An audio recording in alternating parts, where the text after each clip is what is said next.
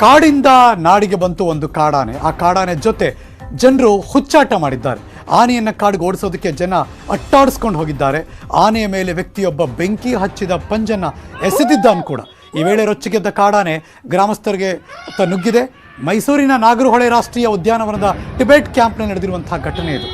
ಯಾಕೆ ಮಾಡೋಕ್ಕೆ ಹೋಗ್ತಾರೋ, ರೊಚ್ಚಿಗೆ ತಿರುಗಿ ಬಿದ್ದರೆ ಇಮ್ಯಾಜಿನ್ ಮಾಡ್ಕೊಳಕ್ಕಾಗಲ್ಲ.